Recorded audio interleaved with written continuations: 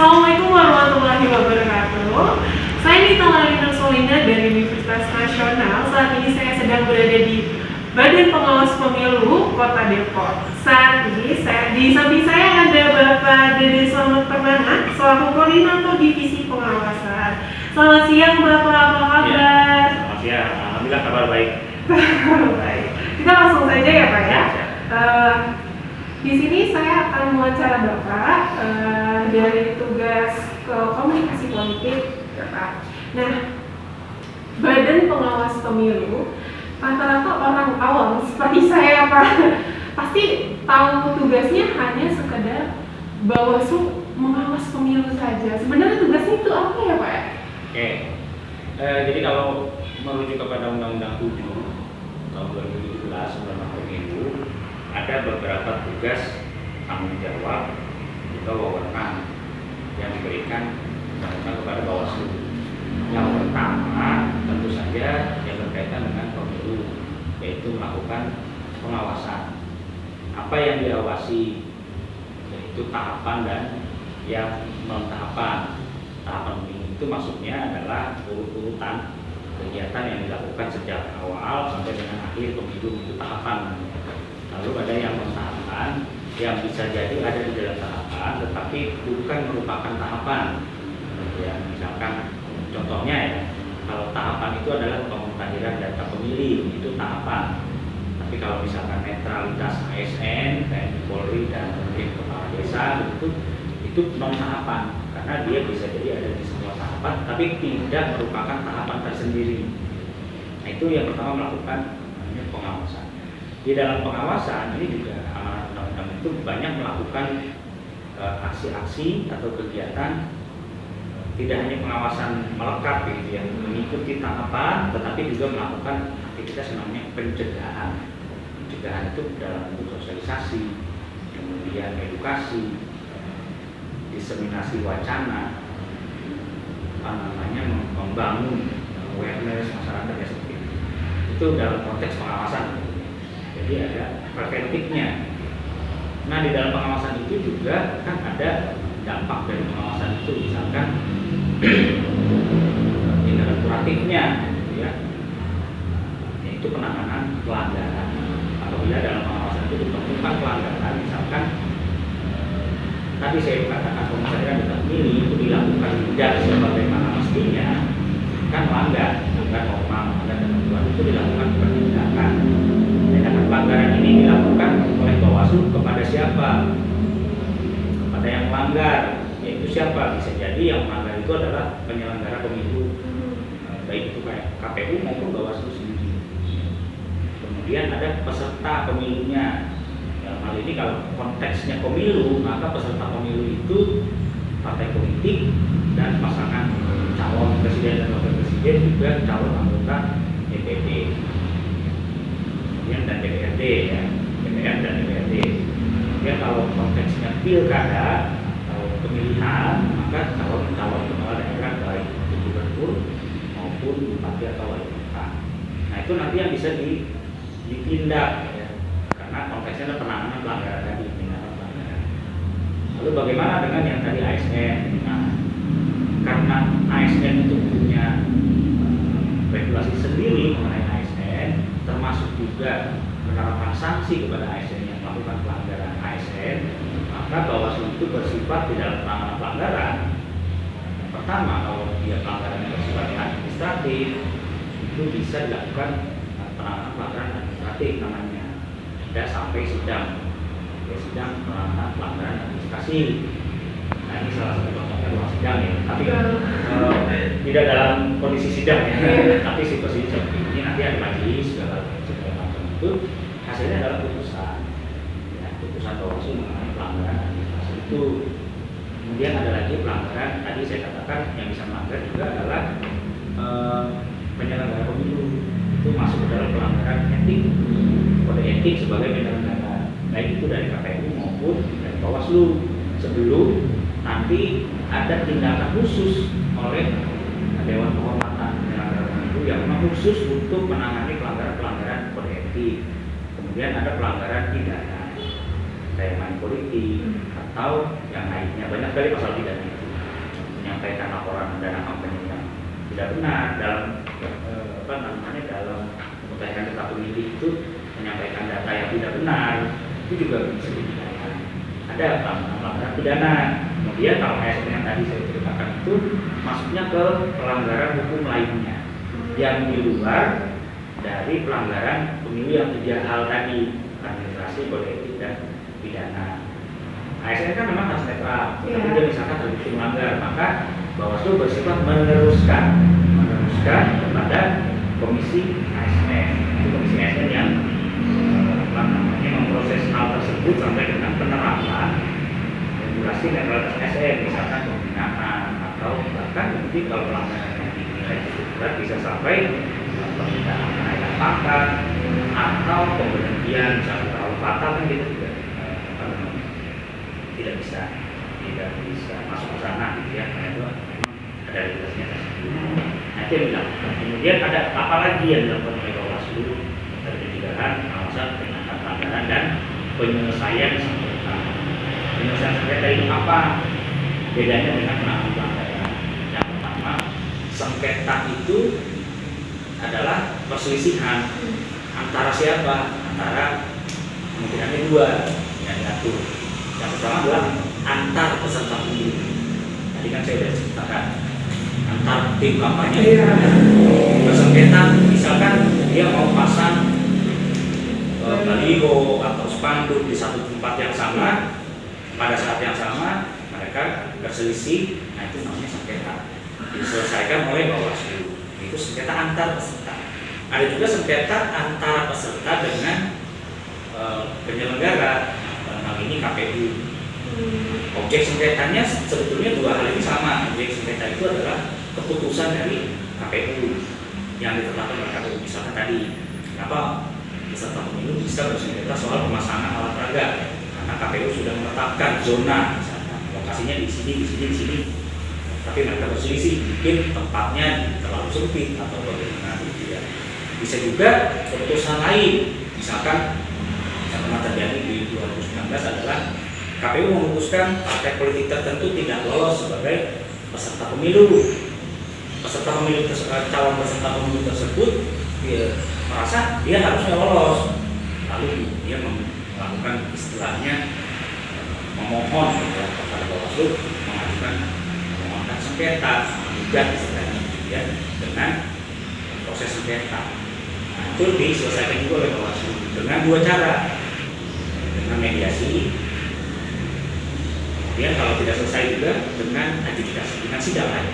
Sidang adjudikasi penyelesaian sengketa. Hasilnya apa? Putusan. Nah, salah satunya adalah contohnya ada partai politik yang tidak lolos, dinyatakan tidak lolos oleh KPU di pemilu 2019, tapi setelah melalui sengketa, Bawaslu menyatakan KPU harus memutuskan partai tersebut. Maka dalam beberapa sosialisasi Bawaslu suka mengatakan ada partai politik yang akhirnya normal, dia lolos begitu saja, ada yang sesat. Maksudnya sesat Pak? Harusnya sengketa dulu. Setelah sengketa baru lolos. Jadi ada tindakan lain gitu ya. Jadi istilahnya itu sengketa ya. Jadi itulah tugas wewenang utama dari Bawaslu. Kemudian tugas lainnya juga ada di nomor 7 mengatakan Bawaslu melaksanakan tugas lain yang dilakukan oleh undang. Contohnya apa? Melakukan peningkatan partisipasi masyarakat ya. Konteksnya apa? Konteksnya tadi pencegahan, sosialisasi, kemudian edukasi. Kemudian kalau dalam edukasi kita ada namanya di tahun-tahun sebelumnya ada namanya sekolah kader pengawasan partisipatif, itu buat generasi muda di bawah 30 tahun. Di situ sekolah memang dilatih, ada kurikulumnya sudah lengkap, kemudian tesnya, dan kalau lulus dan sertifikat sebagai kader SKPP, contohnya seperti itu. Kemudian di periode-periode yang lalu juga ada gerakan sukarelawan, macam-macam bentuknya. Kemudian pelibatan partisipasi masyarakat yang lainnya adalah bahwa aplikasi. Contohnya adalah Bawaslu, ada di ekspor, bisa download, masyarakat bisa download dengan mudah. Kemudian yang sekarang kita lagi lakukan itu adalah pengawasan data pemutahiran data pemilih berkelanjutan.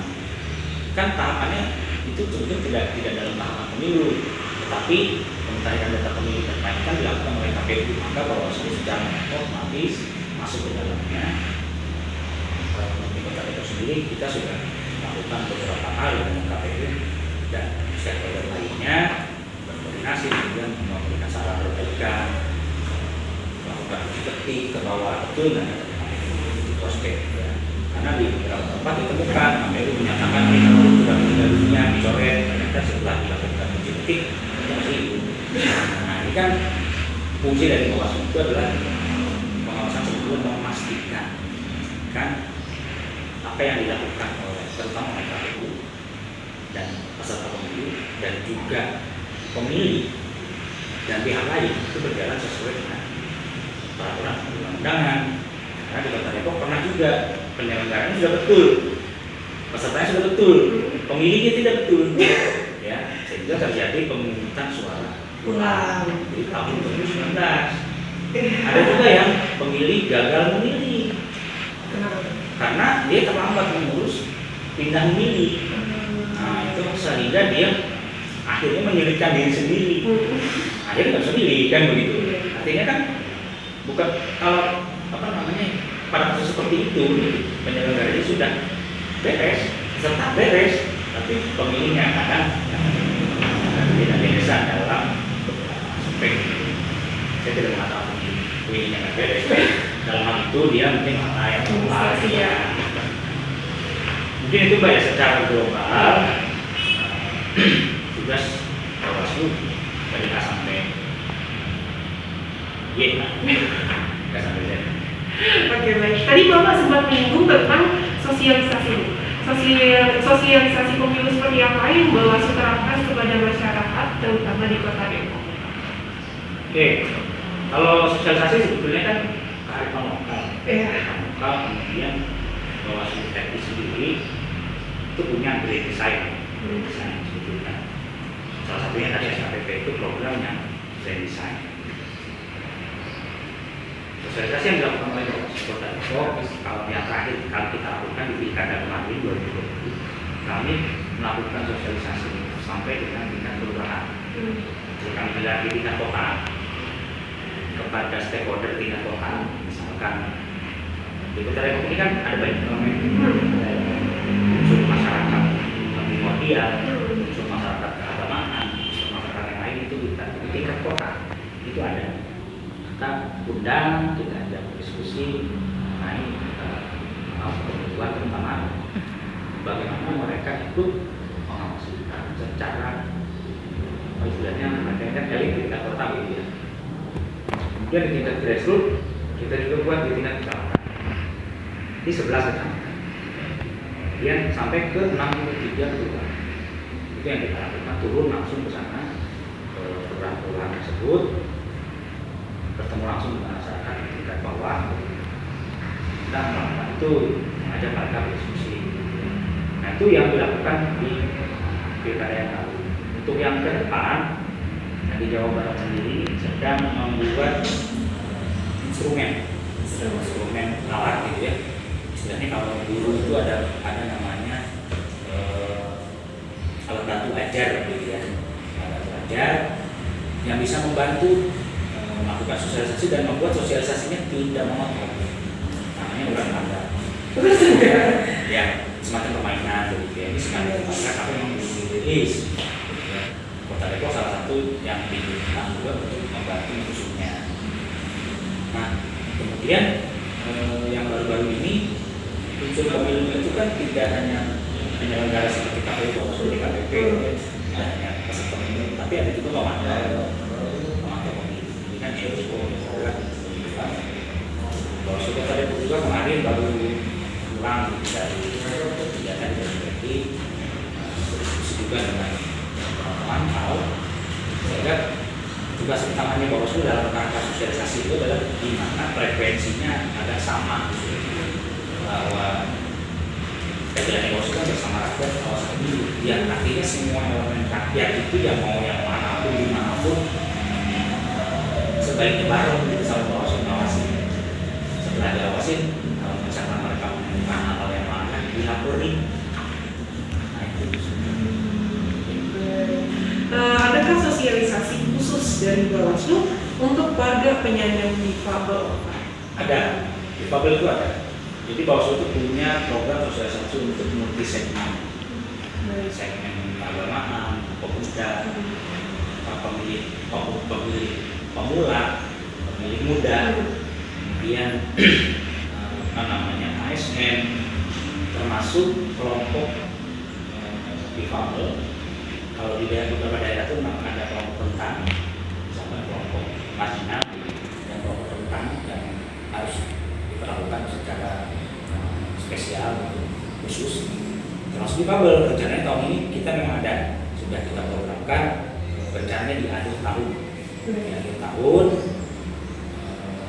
bulannya mungkin sekitar beberapa November lah. Tapi kita sudah programkan, sudah dianggarkan untuk itu. Dan memang itu wajib bagi kita, karena kan pemilih difabel ini apa bedanya dengan pemilih yang tidak difabel? Sama punya hak, sama punya kewajiban, sama punya sudah kata itu fasilitas yang sama, dilakukan sama seperti secara informasi. Dan banyak juga dari Kota Depok ini kenapa kita melaksanakan itu, masih banyak juga TPS yang tidak akses, belum bisa diakses oleh difabel. Contohnya misalkan mau masuk TPS harus melewati tangga, sehingga yang menggunakan kursi roda sulit, atau yang tunanetra ketika mau coblos template braille-nya nggak ada. Nah, itu kan salah satu yang kita bangun kesadarannya bahwa difabel itu mendapatkan fasilitas di dalam TPS untuk memenuhi hak konstitusinya, dan mereka harus paham itu dan tahu itu, sehingga ketika tidak ada fasilitasi mereka bisa mengadvokasi dirinya baik secara langsung maupun secara tidak langsung. Kan sulit ya orang mengadvokasi dirinya kalau dianya juga belum tahu saya ini harusnya apa. Iya betul. Selanjutnya ada yang sering Bawaslu alami apa nih Pak? Kesulitan atau kendala pada saat penyelenggaraan pemilihan umum? Kesulitan, kendala itu dalam banyak hal pasti ada. Dan itu kan klasik sebetulnya. Kendala operasional, persoalan dana, keterbatasan personil, waktu yang sedikit, dan sebagainya itu memang ada banyak hal. Tapi kita fokusnya tidak di situ. Apa yang ada dengan kondisi bagaimanapun ya kita coba memaksimalkan itu. Kita nggak mikirin kendala ini, kita mikirin bagaimana solusinya. Adakah ancaman yang pernah didapat oleh Bawaslu? Ancaman dalam hal penyelenggaraan pemilu kemarin 2019 terakhir? Ancaman sih kalau saya kira keamanan di Kota Depok ini sudah sangat baik, sangat kondusif. Bapak-bapak kepolisian, TNI juga dengan masyarakat itu sudah bisa menjaga pelaksanaan pemilu di Kota Depok itu lebih dewasa. Walaupun berbeda pilihan, tetapi tidak sampai ada baku pukul gitu misalnya seperti di tempat lain yang memang masih ada pembakaran masuknya ancaman keamanan. Alhamdulillah kalau di Kota Depok kita tidak sampai sejauh itu ya, tidak sampai sejauh itu. Dulu 5 tahun yang lalu, 2022 ya, 7 tahun yang lalu pernah ada pilkada hampir gitu ya, namanya orang emosi kan wajar kalau sampai berekspresi dengan kepala tangan begitu ya. Sejarahnya pemilu di Kota Depok itu memang pernah diwarnai dengan aksi-aksi agak keras, agak keras kalau saya. Tapi alhamdulillah makin kesini makin dewasa. Pemilu 2019 meskipun banyak perbedaan, banyak tensi yang tinggi, tetapi tidak sampai kepada bentrok visi, tidak sampai ke sana. Pilkada 2020 juga alhamdulillah. Ya ini kan salah satu keberhasilan semua kita lah gitu ya, tidak hanya penyelenggara tapi peserta dan seluruh masyarakat, sehingga praktek demokrasinya sudah rasional lah, lebih rasional. Justru yang barbar itu di medsos. Iya itu betul. Kalau itu agak sulit ya. Itu karena di beberapa akun misalkan contoh di Instagram yang cukup populer kan dia 24 jam. Kalau sudah netizen bersabda itu kan repot. sulit kan mengaturnya, kan suka-suka jempolnya. Iya. Apa ya? Ada tidak sesuai fakta. Ya tidak perlu masuk ke substansi soal diksi saja, pilihan diksinya kan ada jempol yang wise, ada jempol yang barbar. Itu yang masih harus dibangun ya. Itu masalah attitude warga Depok di sosmed. Karena bahayanya adalah bukan bahayanya, mereka harus sadar ada undang-undang ITE yang kalau ada yang usil misalnya ini dilaporkan mereka akan kena gitu karena persoalan hukum. Makanya salah satu kemarin juga saya dengan salah satu kampus itu sosialisasi masalah etika hukum bagi anak muda terutama. Jadi harus paham kalian ini anak muda ke sosmed oke silakan, tapi tanggung jawab gitu. Karena ada hukum di situ, jangan masalah sembarangan. Oke, baik. Selanjutnya ada, ini menurut Bapak, apakah pemilu di tahun 2019 lalu itu terselenggara dengan baik dan profesional? Secara umum terselenggara dengan baik. Secara umum ya, karena pemilunya selesai. Artinya sukses, terlaksana. Kalau mau diukur dari ukuran terlaksana atau tidak, itu terlaksana. Berarti kan sukses. Kemudian kalau hasilnya legitimate, sampai hari ini hasilnya legitimate. Presidennya masih yang itu, anggota dewannya masih yang itu banyak, gitu kan, tidak. Kemudian tidak ada yang sampai kemudian mendelegitimasi, impeachment atau apa. Gitu. Artinya kan pemilunya sukses. Secara hasil juga legitimate. Kemudian penyelenggaranya juga sukses meskipun ada banyak catatan. Pemilu 2019 itu terlaksana dengan banyak catatan. Contohnya adalah itu kan pemilu serentak pertama kali 5 kotak dengan tingkat kerumitan dan kesulitan yang luar biasa. Karena waktunya tidak disesuaikan kalau menurut saya. Mestinya ada sedikit adaptasi.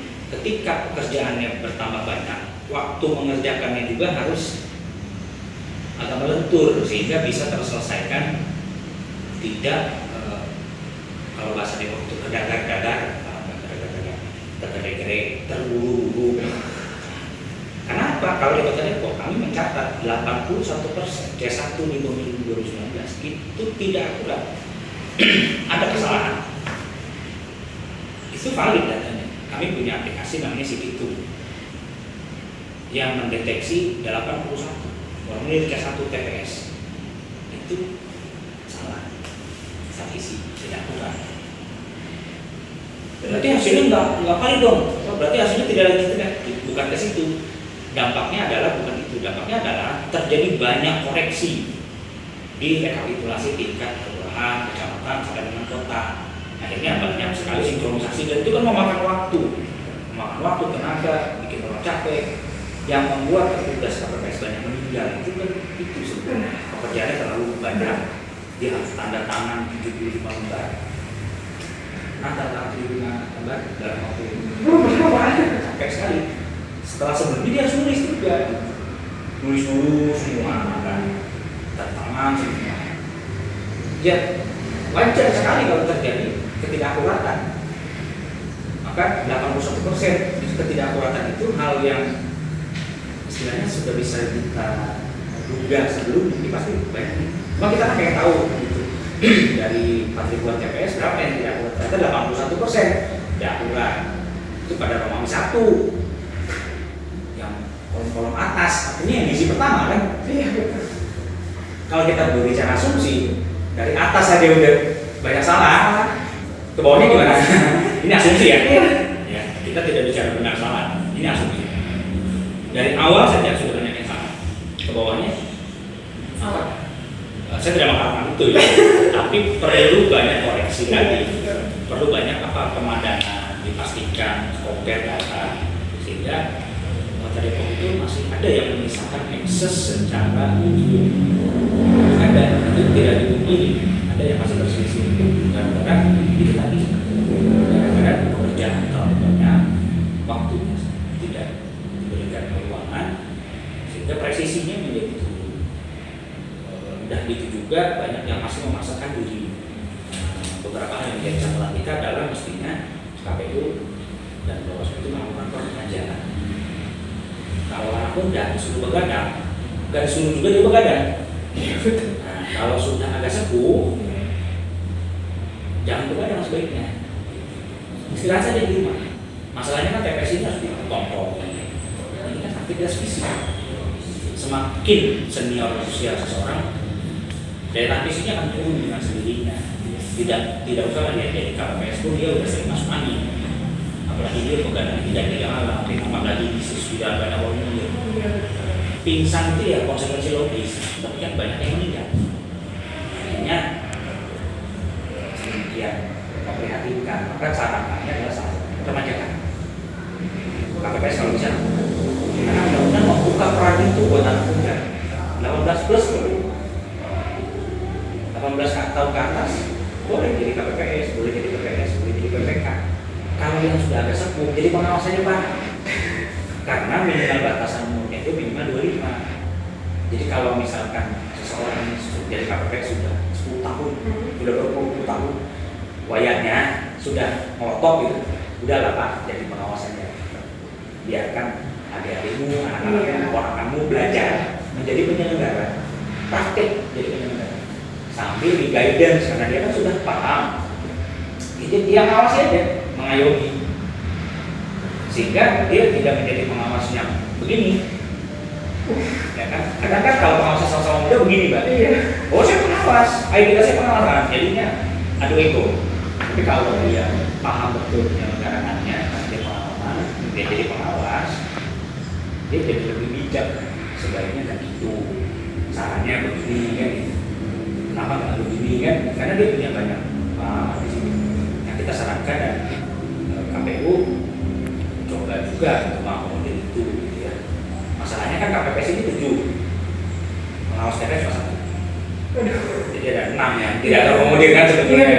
Jadi PR. Tapi poinnya adalah kalaupun nanti di 2024 masih seperti 2019, kami menyarankan ada peremajaan ya, dan juga ada upaya memastikan calon-calon petugas di TPS terutama memang sehat, tidak secara administratif saja, tapi secara medis.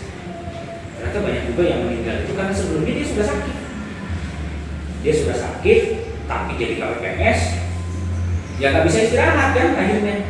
Kondisinya sakit, sudah sakit. Tambah lagi beban kerja ya.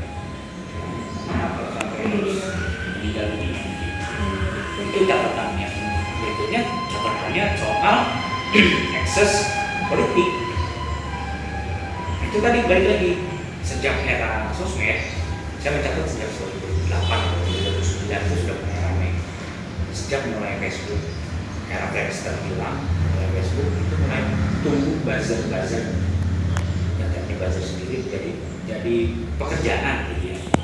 Pemilu 2019 itu kan terjadi pembelahan masyarakat kita dibelah dengan dua istilah yang binatang itu gitu ya, menggunakan istilah binatang itu. Dan ini luar biasa menggunakan media sosial terutama gitu ya. Yang tingkat literasi masyarakat Indonesia itu kan belum merata tentang digital ya, tentang digital, tentang sosmed, sehingga banyak yang akhirnya masuk begitu saja ke dalam orang bawah sadarnya inilah informasi yang benar, saya harus bela yang ini. Masyarakat kita didorong untuk berkubu gitu ya. Padahal kan tujuan pemilu bukan itu. Tujuan pemilu itu hanya simpel saja. Anda percaya siapa, berikan suaranya, selesai. Ya, betul. Kalau nggak suka yang mana gitu, yang X itu, ya nggak usah dicoblos. Sukanya yang Y misalkan, ya itu dicoblos. Ribut-ributnya itu nggak perlu gitu. Karena kan intinya mau ribut mau enggak, kalau nggak nyoblos, ya nggak bisa gitu. Nggak terlaksana gitu maksudnya. Kalau cuma ribut doang, iya. Ini kan ya ribut doang, nyoblos enggak, gitu kan. Nah ini kan jadinya repot. Nah apalagi termasuk ada pembakaran kantor Bawaslu, ini kan sudah jadinya kemana-mana. Ini yang jelas ini demonstrannya jadi macam-macam tuh, ada kelompok narko segala macam gitu ya. Jadi liar gitu kan, jadi urusan narko sama itu apa kan begitu. Analisis jadi macam-macam segala macam, ramai sekali gitu ya.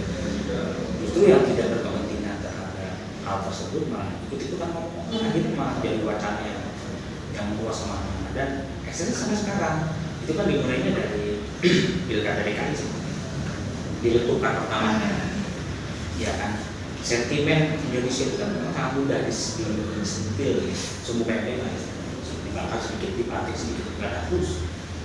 Itu dipelihara terus sampai pemilu 2019, dan kelihatannya ini menjadi isu utama soal sekarang, gitu ya. Sosmed kita itu bahkan TikTok yang tadi isinya itu teman-teman yang yang aktivis TikTok itu yang sudah beda gitu ya. Sekarang jadi isunya udah isu sara. Potong video siapa masukin ke video. Gimana gitu. Padahal mestinya dia jangan nonton situ. Videonya dari mana itu? Tonton yang utuhnya gitu kan. Apa iya isinya cuma itu kan enggak. YouTube itu kan ada yang 1 jam isinya gitu. Nah itu dasarnya isu sara, kemudian agama, kemudian soal sentimen politik, ras, ini juga ras ini juga semakin menguat. Kalau saya perhatikan di dalam sosmed ini banyak apa namanya pride gitu ya. Kalau Indo pride itu kan nation, ini mah enggak pride gitu, pride pada sukunya gitu. Apakah itu salah? Tidak, tapi kalau dipolitisir itu jadi masalah. Kebanggaan terhadap suku sendiri itu bagus, memang harus begitu. Sebagai misalkan saya orang Depok harus bangga dengan Depok gitu kan. Tapi kalau dipolitisir, contoh anak Citayam bangga dengan Citayam, iya, tapi kan sekarang dipolitisir. Anak Citayam main ke SCBD, itu dipolitisir kan. Padahal kan dia cuma pengen jadi anak Citayam yang main ke Jakarta, apa masalahnya? Gitu. Ini kan jadinya dipolitisir. Nah ini yang masalah gitu. Jadi sehingga sekarang SCBD itu adalah ya udah gede kan dia pokoknya istilahnya gitu, jadi banyak plesetan, jadi banyak yang ambil untung di situ. Nah itu beberapa yang apa namanya unik ya di 2019, banyak merubah kehidupan kita sebetulnya. Orang jadi tahu 2019 itu hasil ini ternyata efektif. Dipakai di 2020 di buku kita ini ada satu bagian risetnya teman-teman mahasiswa itu yang memang dia memantau khusus soal narasi-narasi paslon ketika dia ada demo. Nanti bisa dibaca di dalam buku, ada diksinya apa kayak gitu. Kalau di buku ini kurang jelas nanti boleh minta soft filenya aja, soft copy-nya mungkin di situ bisa lebih kelihatan. Tapi kita potret di situ betapa memang sosmed itu dimaksimalkan betul oleh tim-tim kampanye gitu. Karena juga memang ada ilmunya ya, algoritma yang dikirim kemana sehingga yang muncul apa gitu. Itu yang terjadi dengan 2019 dan pilkada 2020. Ada dampaknya dari sisi manfaatan teknologi itu positif sebetulnya, orang jadi lebih kreatif gitu. Tapi yang tidak baiknya juga tadi ada. Karena sekarang kan isu dua istilah binatang itu sekarang masih ada. Masih ada. Bahkan ketika ngomongin bumi atau bumi itu bulat, ada tuh yang komen itu gitu. Jadi kalau yang nggak dukung bumi bulat itu disebut binatang itu. Kalau ada yang bilang bumi datar, bilang binatang yang satunya, sebenarnya apa urusannya sama bumi bulat atau kotak segitiga? Tidak ada urusannya. Tapi kan power of jempol itu. Iya betul. Sedikit lagi kita akan memasuki pesta pemilu 2024 Kak. Nah, persiapan seperti apa yang dilakukan Bawaslu dalam pemilu 2024 nanti, dan apakah ada perbedaan gitu antara persiapannya dengan 2019 dan 2024? Yang pertama dari sisi regulasi kan tidak berubah, undang-undangnya masih sama. Yang akan berubah itu adalah regulasi di bawahnya, misalkan peraturan KPU, peraturan teknisnya, peraturan Bawaslu yang akan menyesuaikan dengan konteks. Contoh, di Undang-Undang 7 2017 itu tidak ada yang mengatur COVID, ya kan? COVID-nya baru ada 2019, 2020. Maka disitulah nanti aturan-aturan itu akan ada mitigasi ke sana, adaptasi ke sana. Gitu. Nah, itu salah satu persiapan yang dilakukan adalah itu, persiapan regulasi yang memang kekinian, ada revisi, mungkin ada pencabutan aturan yang lama ganti yang baru, penyempurnaan begitu ya. Itu yang pertama dilakukan oleh itu. Yang kedua kan secara anggaran intensif ini kan antara penyelenggara baik KPU dan Bawaslu dengan pemerintah dan DPR. Karena pemilu itu tidak murah, mahal. Nggak usah deh kita bicara apa namanya, honor. Mencetak surat suara se-Indonesia dengan jumlah pemilih yang ratusan juta itu kan juga satu kali mahal. Nggak usah deh surat suaranya bintangnya gitu, karena mahal. Tendanya aja mahal begitu. Apalagi semuanya gitu kan. Anggaran ini kan juga harus dipikirkan dan dieksekusi pada waktu yang tepat. Juga jangan sampai mengganggu kestabilan keuangan negara dan hal itu dari dua sisi yang. Kemudian persiapannya adalah ya nanti kita akan dibimbing sekitar Oktober. KPU dan Bawaslu di tingkat di kecamatan, terus ke kelurahan, terus ke TPS. Nah, kalau yang sekarang sedang dilakukan di tingkat nasional itu adalah penerimaan pendaftaran peserta pemilu, yaitu partai politik. Ini sudah siap nih, mereka sudah mengisi sipol, siapkan dokumen. Nanti akhir bulan ini sudah mulai datang ke KPU untuk melakukan pendaftaran. Ya, nanti setelah ditetapkan di bulan Desember ada pencalonan juga kan di situ, pencalonan presiden, calon presiden, dan wakil presiden, ada pencalonan DPR, DPRD, dan ada DPD juga di situ. Nah, secara teknis itu persiapan teknis namanya kita. Kemudian secara apa namanya kapasitas kami juga persiapan. Dari kemarin kita lagi agak sibuk, dengan penguatan kapasitas. Contohnya adalah sengketa itu kan ada mekanismenya, ada hukum acara. Kita melakukan simulasi penyelesaian sengketa. Istilahnya merefresh kembali dan menyesuaikan dengan perkembangan yang terjadi. Kemudian kita juga melakukan koordinasi dengan beberapa stakeholder. Contoh di dalam penanganan pelanggaran tadi saya di awal sebutkan pidana itu kan melibatkan kepolisian dan kejaksaan. Maka kita lakukan itu koordinasi, saling merefresh kembali juga dan mempersiapkan. Bentar lagi mau pemilu, nanti ada sandiwara udah, maka kita sama-sama kan dia sinkron. Itu beberapa hal. Kemudian kita juga lakukan persiapan awal, early warning dengan Kesbangpol, KPU, media yang lain juga sama-sama mengingatkan. Kita sudah sering posting, bentar lagi pemilu, ya masyarakat juga punya kesadaran gitu. Itu beberapa persiapan yang kami lakukan. Oke, baik. Mungkin itu menjadi pertanyaan terakhir, Pak. Dan saya agak penasaran ini buku apa nih, Pak? Ini buku kedua kami sebetulnya. Jadi kami di 2019 bikin satu buku juga. Oke, baik. Buku tentang kalau di 2019 itu judulnya jejak langkah pengawasan. Di 2019, tapi di tahun ini kami bikin judulnya adalah wajib pesta demokrasi di masa pandemi. Jadi bagaimana potret pilkada di Kota Depok yang diselenggarakan di masa pandemi dari sisi pengawas. Isinya apa? Isinya mulai dari gambaran hukum, kemudian ada aspek-aspek yang memang insight yang agak spesifik. Contohnya tadi soal narasi-narasi dalam sosmed oleh paslon. Kemudian soal tadi masalah akurasi Komisi Aja 1, kemudian masalah sosialisasi karena kita kan wajib juga untuk pengawasan dan sebagainya.